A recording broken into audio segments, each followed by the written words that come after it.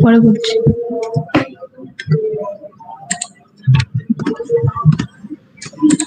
Good evening, everyone. My name is Abhishek Jain, and I'm pleased to invite you all to the second episode of the Masters of Architecture or the M.Arch series by Planty. Today, we will be covering an M.Arch in Urban Design from the School of Planning and Architecture. Towards the end of this session, we will also be having a Q&A session for which I would request you all to put your questions in the live chat box. Today, we're very fortunate to have with us Aditi Kashyap, a graduate of the 2018 batch of the School of Planning and Architecture, who then went on to pursue her master's degree in urban design, again from the School of Planning and Architecture, New Delhi in 2020. In this session, Aditi will be speaking in detail on the application process to the School of Planning and Architecture, as well as the opportunities available both during and after completing a master's degree from the same. I would now like to hand it over to Aditi to begin this session. Hi, thank you, Abhishek. So I'll start on it as soon as I can. About Masters in Urban Design at School of Planning and Architecture, Delhi, I'll first tell you guys about how the procedure of application and what to expect during the process of application. You should apply for the Masters in Urban Design if you have interest in urban studies, if you think critiquing urban development, looking at urban scenarios is your thing, and you have the ability to work long hours during the day, during the night. Because the course is quite hectic and it is expected of you to work beyond your limits in some sense or the other. The application starts in March or April. The application is going on right now as we talk. March and April, they'll ask for application, and because of the COVID pandemic, the application has shifted to online process for good, because it needed you to mail or submit the application in person until COVID happened. So expect a very government-oriented, very slow process administration at SPA Delhi. It needs some fee of 2,500 to submit the application. The application will need your statement of purpose and why you want to join the course and all the other details. The seats are quota-based system that is existent in India. The results or a certain selection list will come out in May, which will ask you to come for a personal interview plus a test in the month of May. So right now, because we are again in a partial lockdown or very restrictive mobilities, the form itself has a few descriptive type of questions on the basis of which you are selected, and then a list comes out and you're supposed to sit for an online interview, I think, because I cannot say what the administration will think of following this year, but usually the written test and the personal interview happens on the same day, offline within the campus, and the classes start in August when the selected list comes out around June, July. So if you want to know about the semester fees, it ranges from 79,000 per semester, and then it reduces to somewhere 56,500 for scheduled caste or scheduled tribes students. Now heading to the experience of pursuing MUD at SPA Delhi. It's very, very, very hectic. The work is quite intensive. The subject in itself, urban design, because it Urban planning tells you how to lay the street network, and architecture tells you how to construct the house. And the experience of that each of the street and each of the house is urban design. So it's very subjective because we are talking experience, we are talking people, we are talking socioeconomic dimensions of urban spaces, and that is why all the assignments or all the project work can have multiple methods or directions in which any assignment could go to. The faculty is quite extensive. I mean, SPA Delhi Urban Design Department boasts of the best range of faculties in India. K.T. Ravindran, Arunava Dasgupta, Nishant Lal, Manu Mahajan, Abhimanyu Dalal are all part of the faculty or faculty emeritus, as I say. Yeah. Site visits. So all the 4 semesters have a certain site selected, and site visits will become your regular thing to do because you'll have to do that to actually produce sheets for the review next week. Or so basically in my first semester, the 5 weeks of the day went into class and projects and other assignments, etc. Saturday was site visit, and Sunday was to compile all that I had gotten in the site visit, and Monday was the presentation of the work done.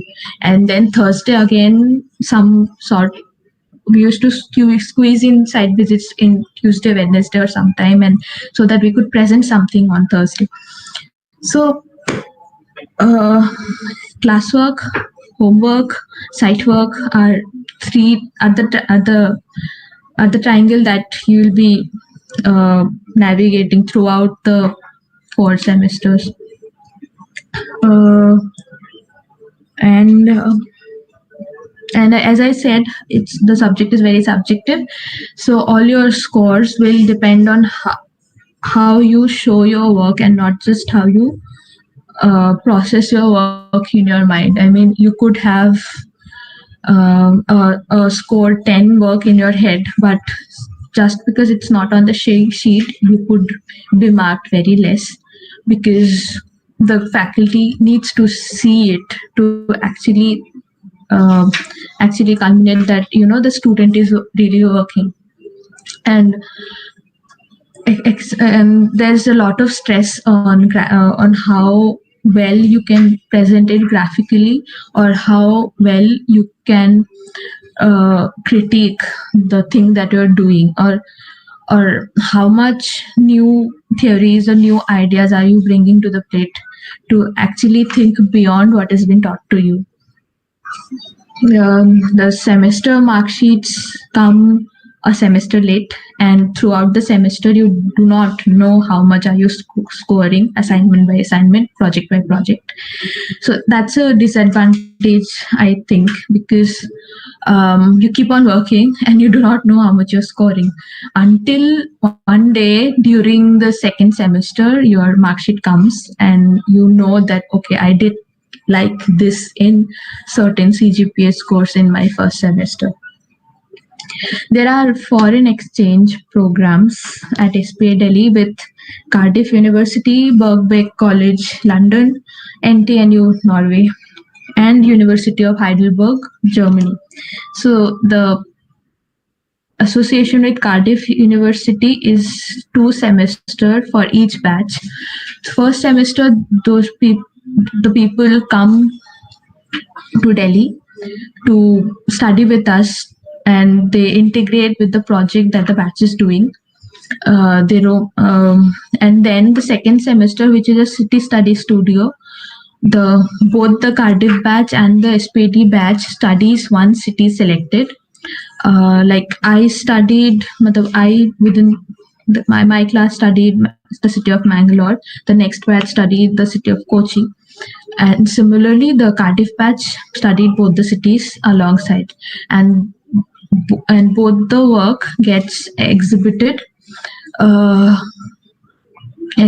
online or offline. Ideally, it happens offline in Bangalore, and Kochi, with IIA Kochi and from funds from Cardiff comes. But again, COVID made it online, and the Kochi exhibition was an online exhibition, and I think if the next year also might be an online exhibition, but I'm sure the offline exhibition will be preferred in the long run. Birkbeck College, the students of humanities and social sciences come in, and they come during the first semester, and again a short studio is thought of within a week, where we work with them to study a certain part of Delhi. NTNU students, for the NTNU students, it associates with during the local area planning studio in third semester. Local area planning deals in to design with the people within a neighborhood, where we select a ward, and we go to the people, focus group discussions, semi-structured interviews, transact walks, and then we envision what is the most suitable for the neighborhood to develop into a better neighborhood through the eyes of the people. And so in between the local area planning studio at Delhi, we go to a city where the NTNU students are studying. So we went to Goa, and then we work with them to study with them for a week or more, 10-15 days of a trip to actually go and study with them a certain Indian city together. There are also lectures that happen, lectures from very eminent personalities in the urban sector. If I could name a few, Dr. Tanya Singh Gupta from and Anisha Bhartiya from so these people, either they come, even the founders of Studio Pod had come, and it differs actually. There's no point telling you the names because as and when available, the faculties, or the head of the departments are very accommodative. Whenever there's a possibility, second half of the Wednesdays are spent into listening to a personality who is giving us time, because we are from the Department of Urban Design, because it ends up being somewhere we are connected through an alumni, or we just so network that we have the privilege to listen to all those people with their brilliant insights. So yes, so I think that's about the course curriculum. And if I have to go semester by semester, what happens? First semester is basic introduction to how to do a urban study, and that happens within a small local neighborhood in Delhi. Second semester goes on to local area planning, like I said before, and then the site somewhat enlarges. I mean, it becomes a site from 2 kilometers by 3 kilometers or such. I'm sorry. Second semester is your city study studio, where we go to the city that Cardiff University will also study. I study in Bangalore, and then the next semester is the local area planning studio, where you take a ward of Delhi and you study throughout the semester. The fourth semester is your urban design thesis. Urban design thesis, I like to highlight it in a very specific way, because the thesis, to actually come to the topic of the thesis, the third sem itself has a thesis methodology subject, and so that you are you have a topic when the fourth semester starts, and when the fourth semester starts, you can come up. I mean, you can come up with your own topic. It's not supposed to be a proposed project like many architectural theses are mandated to be. It's your vision, it's your imagination of how you perceive the better city to be, and uh, but it has to be very critical, practical, and you cannot repeat a topic. I mean, um, if a topic has been done even 10 years ago, you cannot do that topic because the study has been done. You'll end up coming up with the same questions and same arguments, even if you have a different lens to it.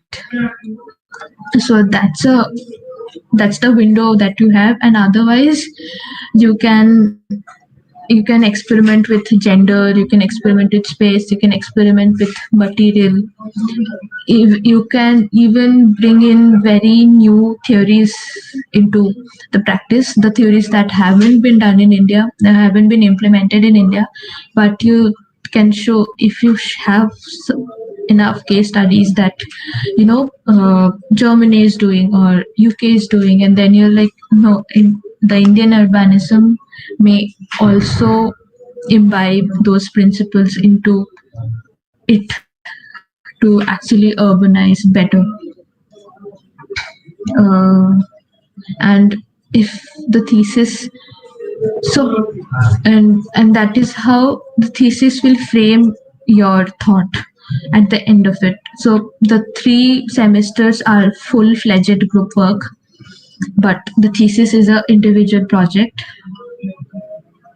and it's on you, up to you, how you frame it, how you pursue it, how you take it to your in.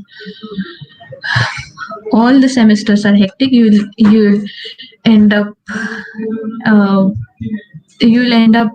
limiting your sleep hours by the end of it, and coffees and good food will become your um,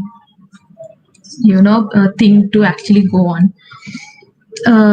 Coming to scholarship, if you are gate qualified, then you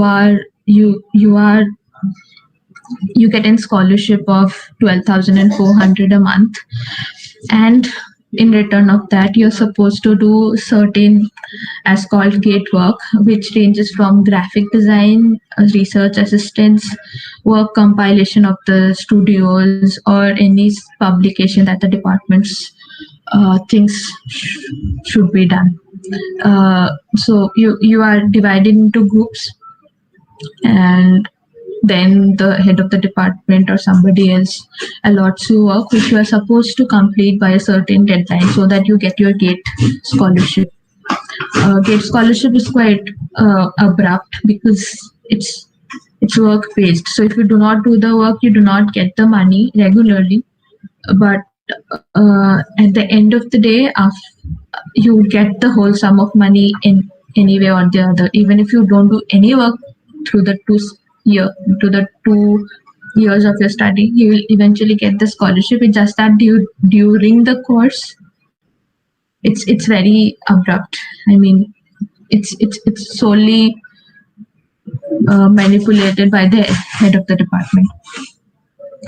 There are, coming to the fun part, I think, yeah, there are 3 parties that happen: the freshers, the farewell, and the Thanksgiving in the month of November or so. The each batch is supposed to throw 3 parties during the 2 years, and the faculties also come, and it happens within the studio. So the 2 studios, the first year and the second year studios are combined, and that becomes our party floor, and that is the vibe where you are working continuously, because the studio remains open to you 24/7 on permission during your studio work, during your night outs, and it also ends up being your party place during 3 nights of the year. Or coming, and then there are also two festivals of the school that happen, which are Mini Utopia and Utopia, uh, and you every year. So you get 4 festivals in the 2 years. Coming to the skills that you acquire during the course, Arc GIS is taught to you.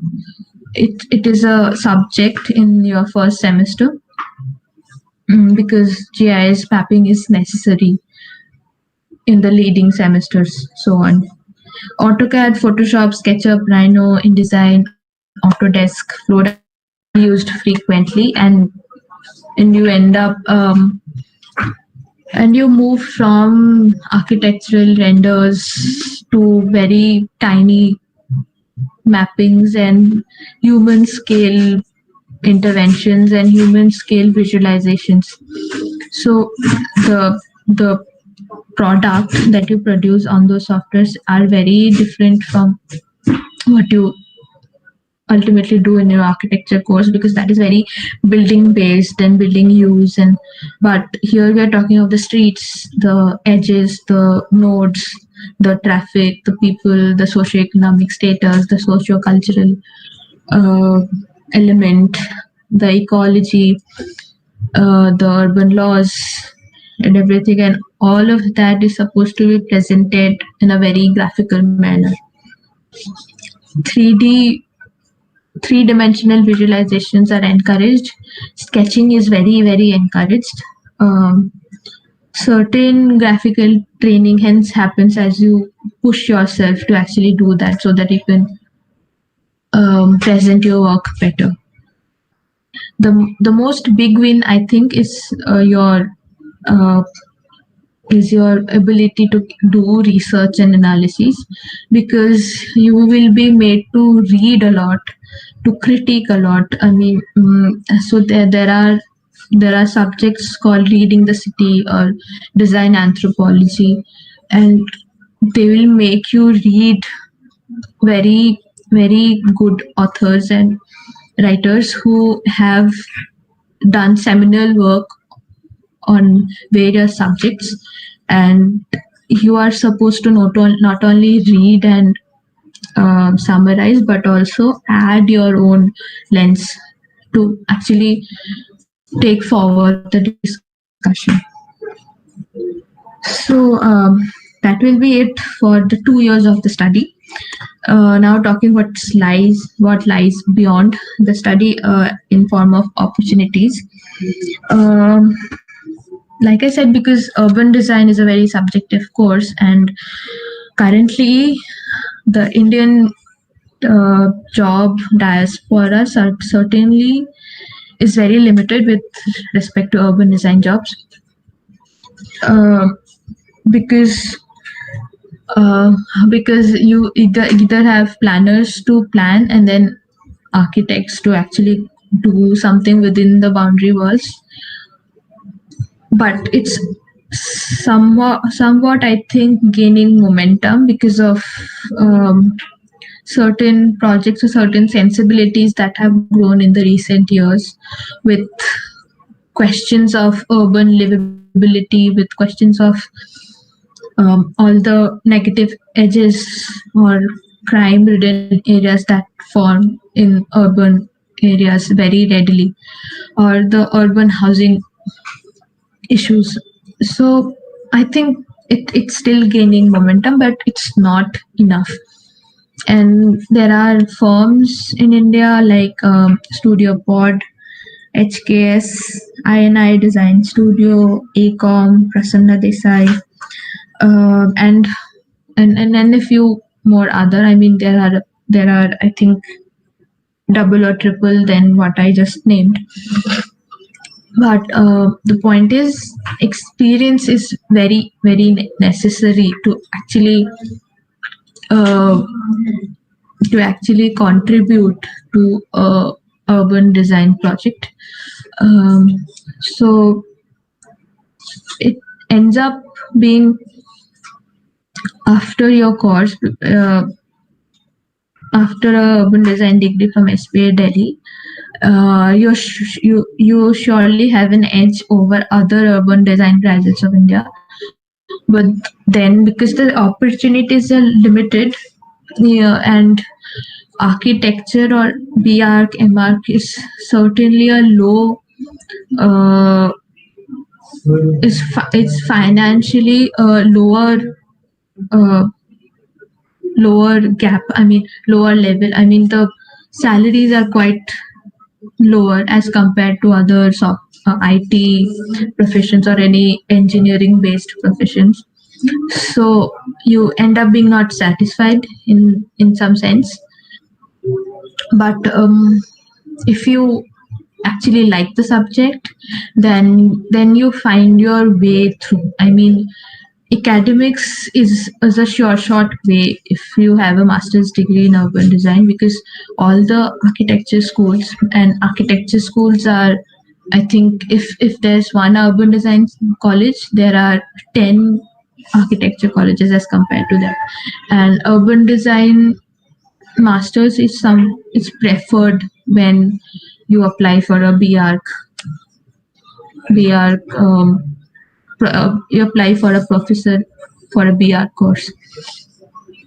Um,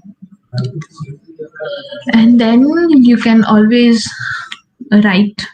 I mean, urban design as a field lacks people who actually write on Indian urbanism or urbanism as in general. Uh, publications are very much possible. There are conferences, there are books or booklets that come out every once in a while from various institutions like IIHS, like even ICRIER, and other such institutions where you can actually make your thoughts and critique heard. Um, yes, DIT comes for placements. Yeah, I mean, placements are again a very limited thing at the department, because SPA has not been able to actually brand itself into a premier institute in the professional field. So that is why it still does not see much of an placement, but uh, like other departments like building engineering and management or masters in transport planning does, because those masters are in some sense more objective or more sought after, because the need for real estate projects and large highway projects are are really the thing that India is producing in a very fast pace. Urban design is still trying to find its footing. I would like to summarize at that. And yes, I think to end it, if you are hoping to or you're opting to apply for masters in urban design at SPA Delhi, I would I would ask you to just uh, ask yourself if you can really push yourself harder beyond your comfort zone right now. I mean, there will be points during the 2 year course where you will think that probably you are not being validated, or probably you need to be acknowledged more. I mean, it may take a toll on your mental health. If you are, I mean, if you readily are impacted by certain comments or observation on your work, then your mental health might be in question, because the faculties come with a certain idea or certain preconceived idea that that is how the work should go, then if you don't come up to it, or if you are not able to present it in a certain way, then they won't hold their comms to actually critique you or thrash you. But if you really work hard, then I think hard work is also acknowledged in a big way. uh, and coming to a few points that are for SPA in general, hostel facility is very limited. I mean, you have to, if you don't score well, you have to look for an alternate accommodation in a paying guest facility or rental facility nearby. The hostels are not up to the mark. I mean, there are problems. um, there are no safety concerns, but there are certain problems with water or administrative problem, because the infrastructure is quite old and the maintenance is, I think, beyond the life of the building as such. But I think you should, on a positive note, you should expect a uh, very good gain with respect to how urban design is practiced in India. I think the urban design SPA Delhi can provide you the most exposure compared to all the institutes in India. Come here to learn, to be to be grilled to your limits, but keep your hopes high, and that is how you'll go through. I mean, it's not that hard. I mean, people have been doing it over the past 52 years, and it still is the best place for urban design, and it will still be that. But you have to take it with a bit of salt. That's all. I think that I will end with that. Thank you. Thanks a lot, Aditi. I think that was a very detailed session, and I think you've also managed to share your experience and reasons for doing this. So thanks a lot. I think I just have two questions for the Q&A session for today. So my first question is that Yes. as a student in India who is applying for a master's program, how important do you think is to have any kind of proper job experience or work experience before you go into your master's degree? Yes. Work experience to pursue the course might not be necessary, because you can develop those abilities while you go through the course. But during during when you look for work after you graduate, then firms and companies will ask for experience, and that's when it becomes limiting, because there are so many people out there who have 2 years, 3 years, 4 years experience, and as a fresher you might not. I mean, a certain duration of experience ranging from 1 to 2 years or more. I mean, there are people who have joined urban design department after 5 years of experience or 7 years of experience. That happens, and there are people who have joined right after B.Arch. Uh, Having an experience is advisable, but it's not necessary. Uh, Having an experience just puts you on a certain pedestal that a fresher might not be able to, because architecture as a field wants experience beyond the college reputation. Yeah. Thanks a lot for that, Aditi. And I think my last question for today is that as an undergrad student in India who's pursuing their B.Arch, there are a lot of options that you have in terms of the subjects that you could choose as your specialization in your Yeah. master's degree. So how exactly do you think a person could make a more informed decision and also hope that that is the right decision for them? Okay. Again,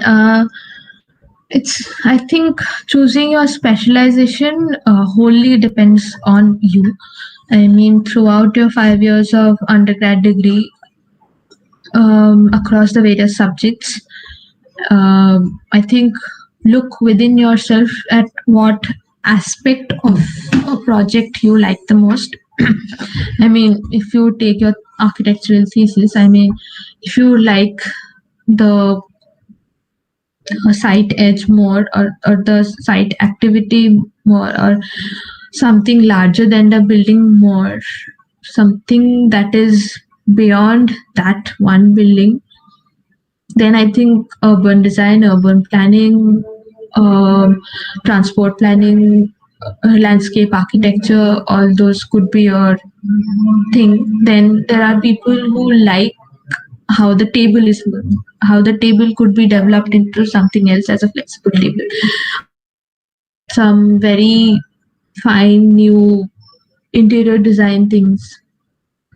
Then you could go into master in design, product design, information design, communication design in IIT Delhi, animation design, sorry, IIT Bombay, communication design in IIT Bombay. And so it's up to you. I mean, I would advise to look at your architectural thesis and see what aspect you like the most, and through that take your decision about what you would commit to. If you're not able to, then go for a job, so that throughout the experience you are able to get to know what might be your specialization. Nobody can ever answer for you. I mean, nobody can tell you that you should go for architectural conservation and not masters in urban design.